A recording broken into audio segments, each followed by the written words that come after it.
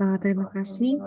Pada kesempatan kali ini saya ingin mempresentasikan seminar proposal tesis saya yang berjudul Pengaruh Kepemimpinan Transformasional Budaya Organisasi dan Penggunaan Teknologi Informasi Terhadap Kinerja Pegawai dalam Percepatan Pelayanan Kepegawaian pada Kedeputian Bidang Mutasi Kepegawaian Badan Kepegawaian Negara.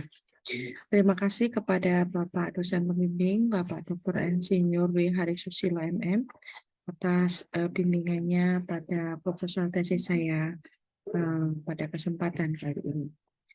Pada pembahasan agenda pada kesempatan kali ini adalah yang pertama pendahuluan meliputi latar belakang, rumusan masalah, tujuan penelitian, kemudian yang kedua adalah tinjauan pustaka, kemudian yang ketiga adalah metode penelitian. Untuk latar belakang daripada proposal tesis saya, yaitu yang pertama, melaksanakan amanat Presiden bahwa birokrasi harus berdampak terhadap masyarakat yang dalam hal ini adalah pegawai negeri sipil. Yang kedua, melaksanakan program prioritas percepatan layanan kepegawaian pada 3 layanan. Yang pertama adalah kenaikan pangkat, pensiun, dan instansi.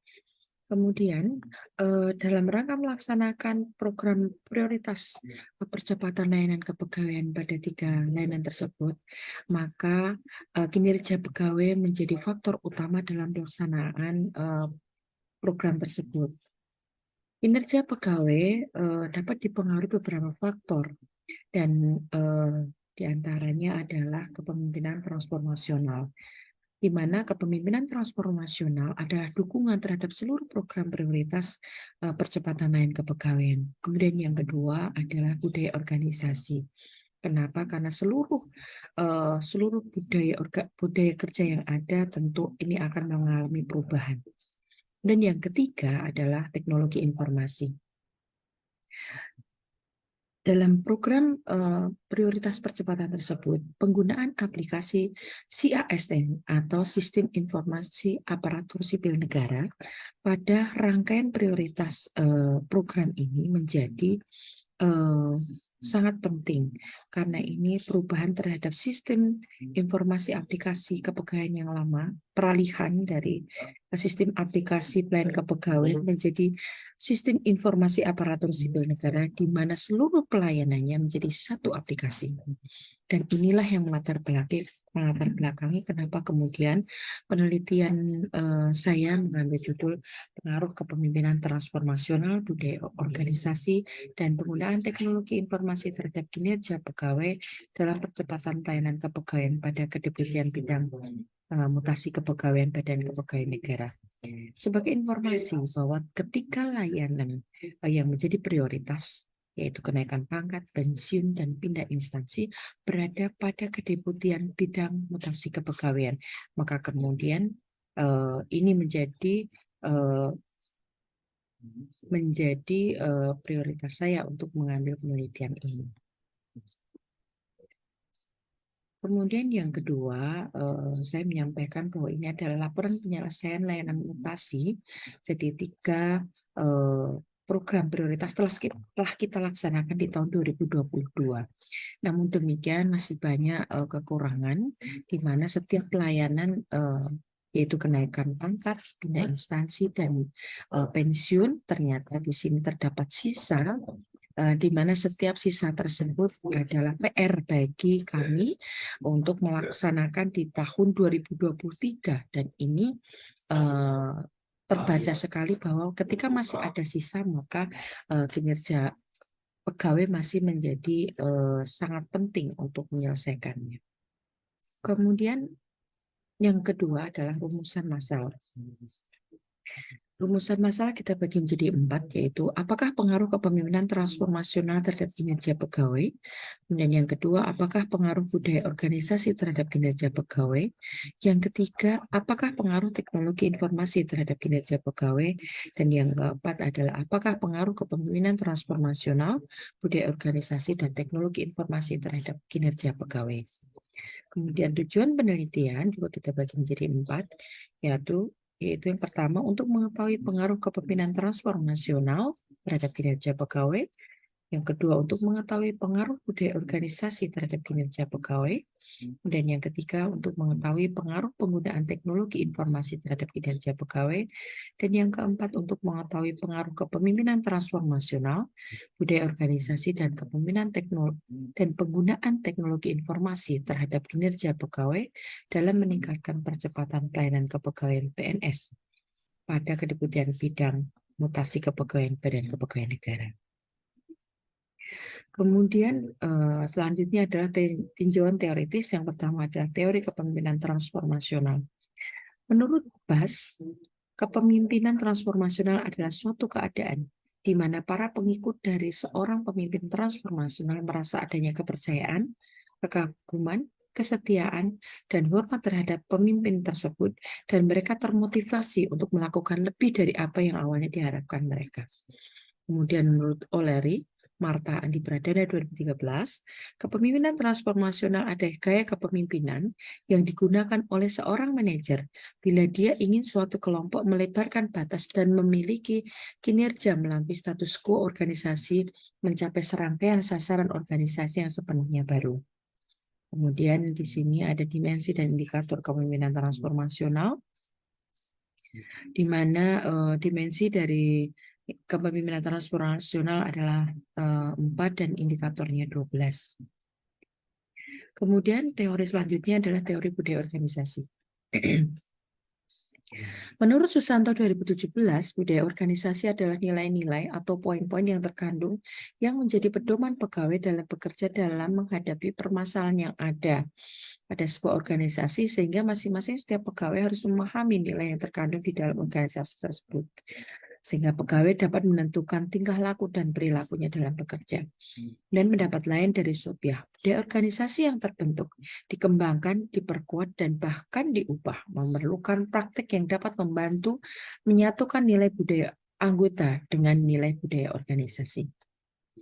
Kemudian ini dimensi dan indikator untuk budaya organisasi, di mana dimensinya ada 5 dan indikatornya masing-masing indikatornya ada 13. Kemudian teori teknologi informasi.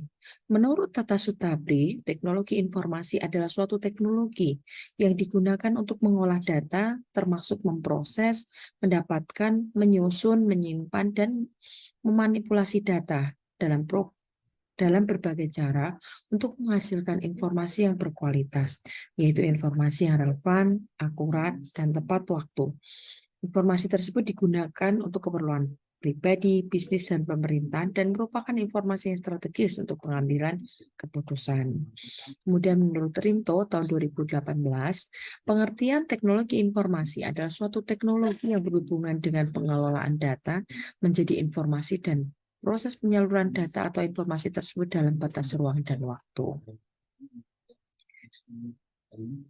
Berikut adalah dimensi dan indikator teknologi informasi, di mana dimensi terbagi menjadi 5, dan masing-masing dimensi ada beberapa indikator.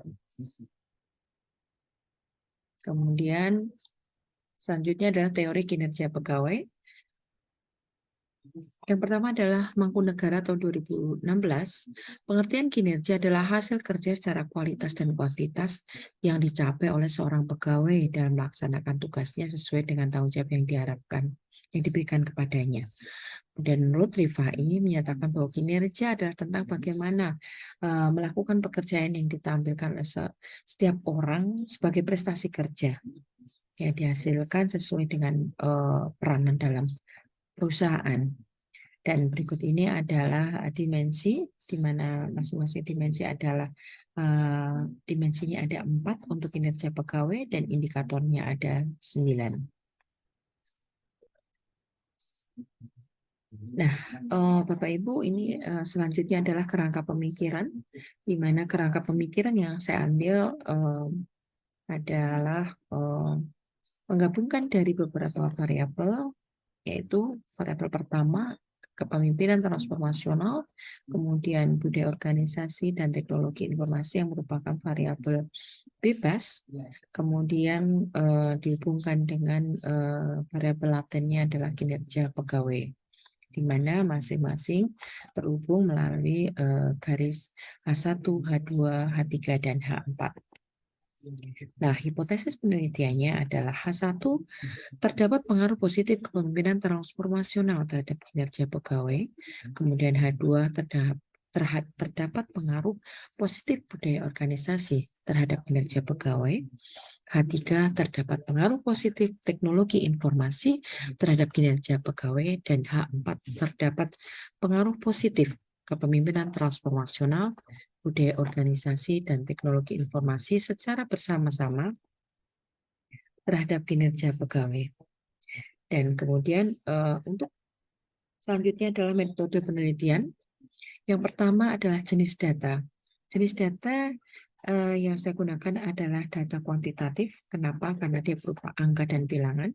Dengan metodenya adalah deskriptif, di mana fenomena yang sedang terjadi atau yang sedang kita programkan. Kemudian yang kedua adalah sumber data.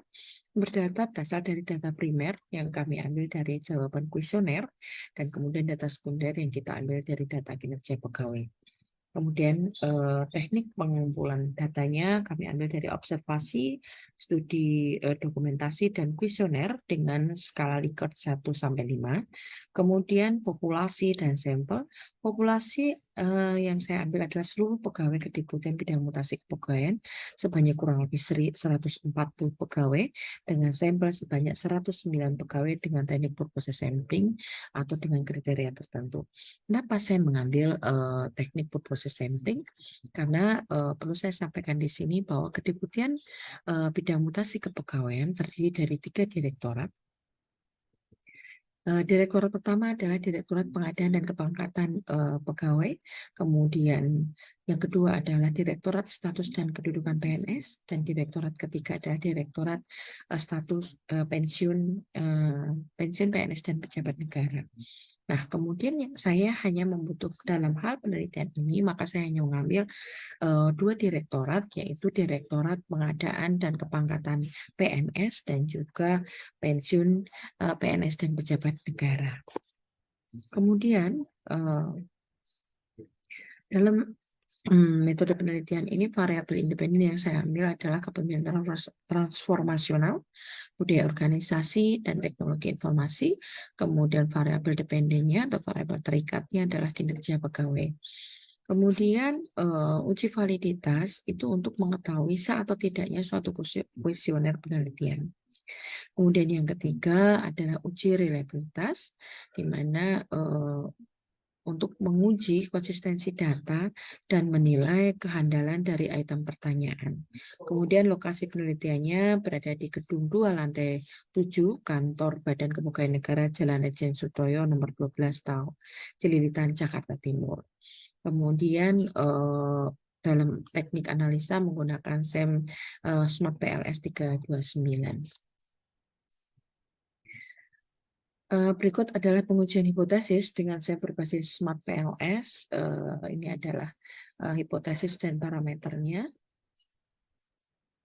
Dan kemudian ini adalah skema tahap outer model penelitian berbasis indikator dengan 4 variabel. Kemudian berikut ada skema tahap inner model penelitian berbasis indikator dan dimensi seluruh 4 variabel. Ini akan terbaca dalam model penelitian tersebut. PP yang saya hormati, demikian atas waktunya dan demikian presentasi saya. Kurang lebihnya mohon maaf.